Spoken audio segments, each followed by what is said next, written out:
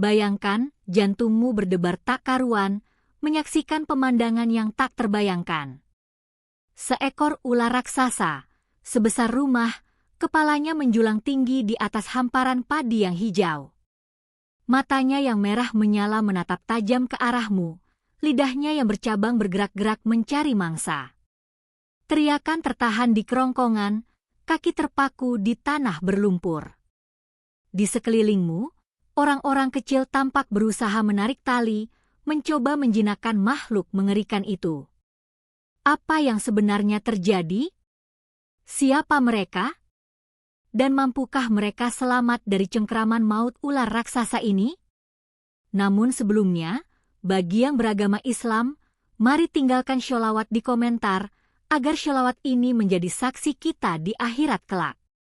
Jangan lupa juga like dan share cerita ini ke teman ataupun keluarga terdekat kita. Semoga Anda mendapatkan pahala yang setimpal karena sudah subscribe, like, komen dan membagikan cerita ini. Sekarang mari kita lanjut ke ceritanya. Di lembah subur yang dialiri sungai-sungai kecil, terhampar sawah hijau yang menjadi sumber kehidupan desa damai.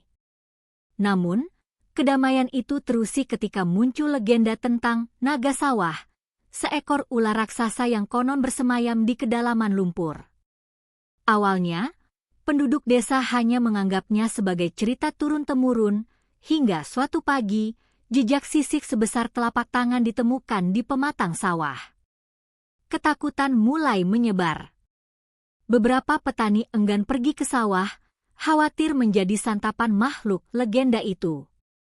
Namun, kebutuhan akan panen memaksa mereka untuk tetap bekerja. Suatu hari, ketika sekelompok petani sedang menanam padi, tanah di tengah sawah bergetar. Dari dalam air berlumpur, muncul kepala seekor ular yang besarnya tak pernah mereka bayangkan. Sisiknya berkilauan seperti batu giok, dan matanya setajam tombak. Tanpa panik, Pak Karto, sesepuh desa yang dikenal bijaksana, memberi komando. Kita tidak bisa lari. Kita harus menunjukkan bahwa tanah ini milik kita, serunya dengan suara lantang namun penuh ketenangan. Para petani, meskipun gentar, segera mengambil tali tambang yang biasa mereka gunakan untuk menarik hasil panen. Dengan hati-hati, mereka melemparkan tali itu ke tubuh ular raksasa tersebut. Ular itu, yang ternyata hanya ingin mencari tempat yang lebih tenang setelah terusik dari tidurnya di rawa yang mengering, terkejut dengan kehadiran manusia. Ia mencoba bergerak, tubuhnya yang besar menggeliat di antara tanaman padi. Namun, lilitan tali mulai mengikat sebagian tubuhnya yang kekar. Para petani bekerja sama, menarik tali sekuat tenaga. Bukan untuk melukai, melainkan dengan harapan bisa mengarahkannya kembali ke sungai besar di ujung lembah, tempat yang lebih layak bagi makhluk sebesar itu. Peluh membasahi dahi para petani. Otot-otot lengan mereka menegang menahan berat tubuh sang ular yang sesekali bergerak memberi perlawanan yang membuat jantung mereka berpacu semakin cepat. Tanah berlumpur semakin menyulitkan pijakan, namun semangat kebersamaan membuat mereka pantang menyerah. Ibu-ibu desa yang menyaksikan dari pematang sawah tak henti-hentinya melantunkan doa, memohon perlindungan Allah bagi suami dan anak-anak mereka. Ular raksasa itu tampak semakin resah. Ia menggerakkan kepalanya ke kiri dan ke kanan, matanya yang merah menyala menelisik wajah-wajah penuh harap di sekelilingnya. Apakah ia merasakan ketakutan mereka? Atau justru kemauan keras para petani itulah yang membuatnya bingung? Tiba-tiba, gerakan ular itu terhenti. Ia tampak tenang sejenak, seolah sedang mempertimbangkan sesuatu. Pak Karto memberi isyarat agar tarikan tali diperlambat. Suasana menjadi hening mencekam, hanya suara desiran angin yang melewati dedaunan padi yang terdengar jelas. Apakah ini akhir dari perlawanan sang naga sawah? Ataukah ini justru awal dari sesuatu yang lebih berbahaya? Di kejauhan, awan hitam mulai menggantung di langit, pertanda hujan akan segera turun. Jika hujan deras datang, sawah akan semakin licin dan sulit dipijak. Tugas mereka untuk mengarahkan ular itu ke sungai akan menjadi semakin berat. Waktu terus berjalan, dan ketegangan semakin memuncak. Tetes-tetes air mulai jatuh dari langit, semakin lama semakin deras. Hujan yang ditakutkan akhirnya tiba, membuat permukaan sawah menjadi licin dan pandangan sedikit terhalang. Para petani semakin kesulitan mempertahankan pijakan, namun mereka tak melepaskan tali. Semangat mereka tak luntur meski diguyur hujan. Ular raksasa itu kembali bergerak, kali ini bukan dengan liar, melainkan perlahan, seolah mengikuti arahan tarikan tali. Pak Karto dan para petani lainnya saling bertukar pandang, ada secercah harapan di mata mereka. Mungkinkah makhluk ini mulai mengerti maksud mereka? Namun, harapan itu kembali diuji ketika ular itu tiba-tiba membelokkan arah, menuju ke arah gubuk kecil di pinggir sawah, tempat penyimpanan alat-alat pertanian. Kekhawatiran kembali menyeruak di hati para petani. Apa yang diinginkan ular sebesar ini dari gubuk reot itu? Apakah di dalamnya ada sesuatu yang menarik perhatiannya? Beberapa petani berbisik-bisik cemas. Jangan-jangan ular itu lapar dan mencari perlindungan dari hujan. Jika ia masuk ke dalam gubuk, akan sulit sekali untuk mengeluarkannya kembali. Pak Karto dengan cepat memberikan instruksi, mereka harus berusaha sekuat tenaga untuk mengarahkan kembali ular itu menuju sungai sebelum terlambat. Tarik-menarik kembali terjadi, kali ini dengan guyuran hujan yang semakin lebat. Suara gemuruh petir mulai terdengar di kejauhan, menambah suasana mencekam. Dengan sekuat tenaga, para petani menarik tali, berusaha menghalangi laju ular raksasa menuju gubuk. Namun, ukuran dan kekuatan makhluk itu jauh melebihi mereka. Ular itu terus bergerak maju, menyeret para petani yang berusaha menahannya di tanah berlumpur. Akhirnya, kepala ular itu mencapai dinding gubuk. Ia mengendus-endus dinding yang terbuat dari anyaman bambu yang rapuh. Para petani semakin panik. Apa yang ada di dalam gubuk itu hingga membuat ular sebesar ini begitu tertarik? Tiba-tiba, ular itu menggerakkan kepalanya, merobohkan sebagian dinding gubuk. Dari dalam, terlihatlah seekor kucing kecil meringkuk ketakutan. Kucing itu mengeong lemah, tubuhnya gemetar. Para petani terkejut. Ternyata, bukan mencari makan atau berlindung dari hujan, ular raksasa itu tertarik pada seekor kucing kecil. Insting keibuannya, atau mungkin rasa penasaran, telah membawanya ke gubuk reot itu. Pak Karto memberi isyarat untuk menghentikan tarikan tali. Mereka menyaksikan dengan hati-hati apa yang akan dilakukan ular itu selanjutnya. Ular raksasa itu mendekatkan kepalanya ke arah kucing kecil, mengendusinya dengan lembut. Anehnya, tidak ada agresi sama sekali. Kucing itu, yang tadinya ketakutan, kini tampak sedikit lebih tenang di dekat kepala ular yang besar itu. Ular raksasa itu semakin mendekatkan kepalanya ke arah kucing kecil. Ia menjulurkan lidahnya perlahan, menyentuh bulu kucing itu dengan lembut. Kucing itu tidak lari, hanya mengeong pelan seolah membalas sentuhan itu. Pemandangan yang begitu kontras, seekor makhluk besar dan menakutkan menunjukkan kelembutan pada hewan sekecil itu. Para petani tercengang. Ketakutan mereka perlahan mulai berganti dengan kebingungan dan rasa ingin tahu yang besar. Apakah legenda tentang naga sawah yang ganas itu tidak sepenuhnya benar? Mungkinkah ada sisi lain dari makhluk raksasa ini yang belum mereka ketahui? Pak Karto memberanikan diri untuk mendekat beberapa langkah. Dengan suara pelan, ia berkata, "Lihatlah, dia tidak menyakiti kucing itu." Beberapa petani lain ikut mendekat, mengamati interaksi yang tidak biasa itu. Hujan masih terus turun, membasahi mereka hingga ke tulang sumsum, namun perhatian mereka sepenuhnya tertuju pada pemandangan di depan mata. Tiba-tiba, dari arah hutan di kejauhan, terdengar suara mengeong kucing lain, lebih keras dan cemas. Ular raksasa itu mengangkat kepalanya, seolah mengenali suara itu.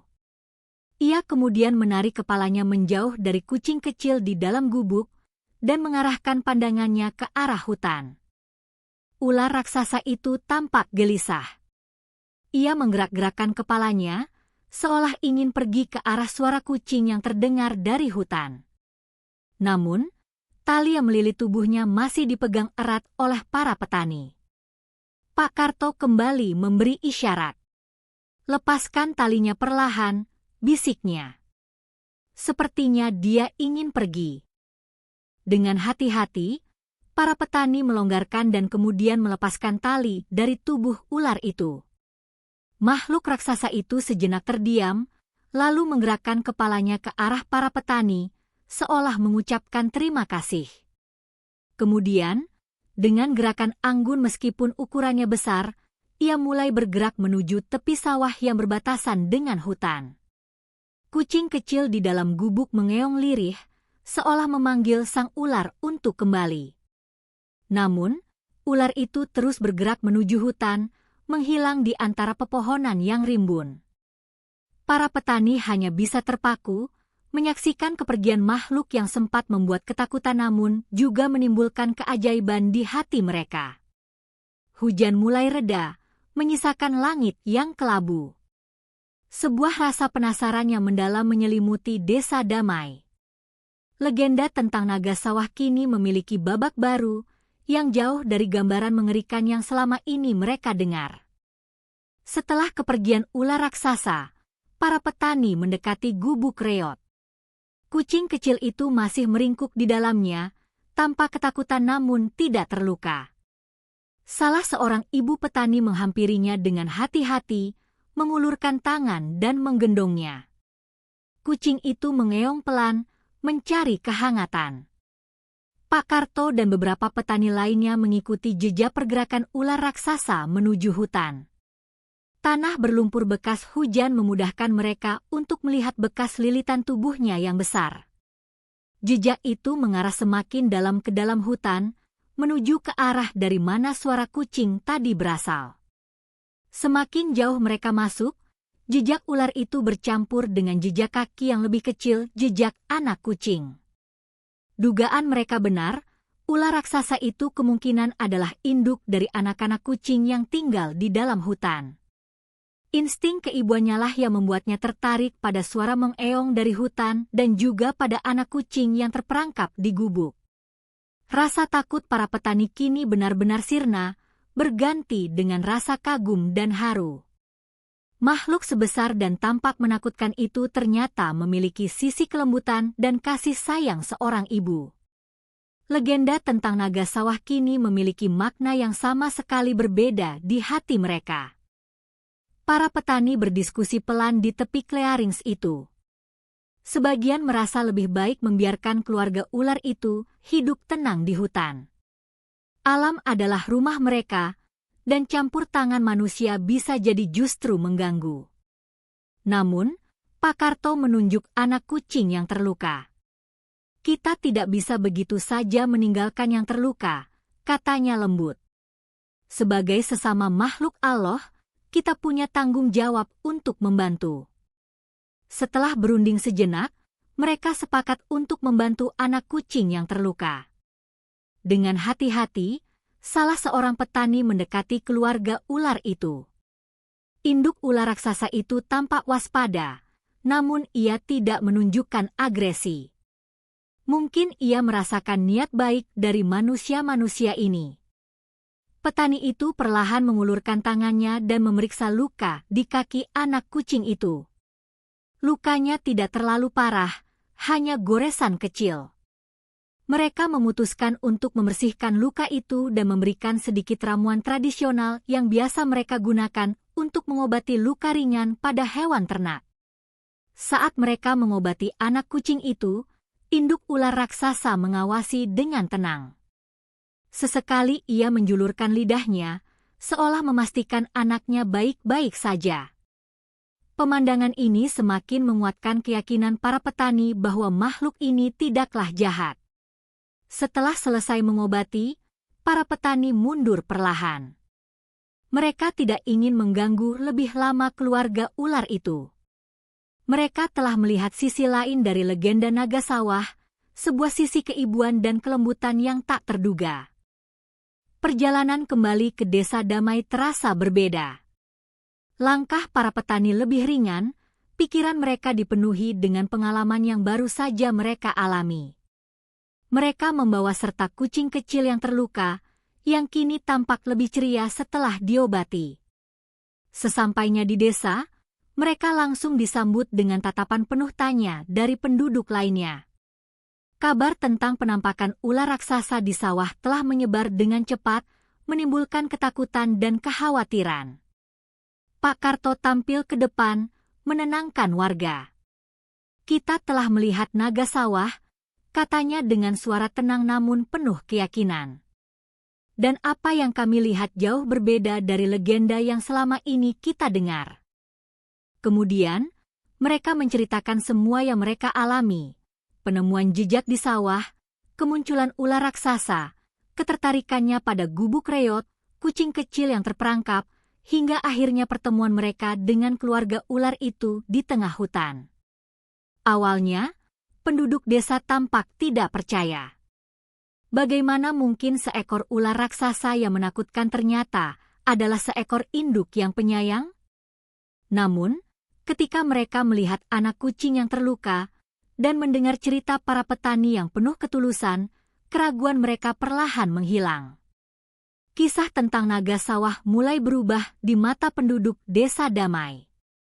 Ketakutan berganti dengan rasa hormat, dan legenda mengerikan bertransformasi menjadi kisah tentang kasih sayang seorang ibu, bahkan pada makhluk yang tampak menakutkan sekalipun.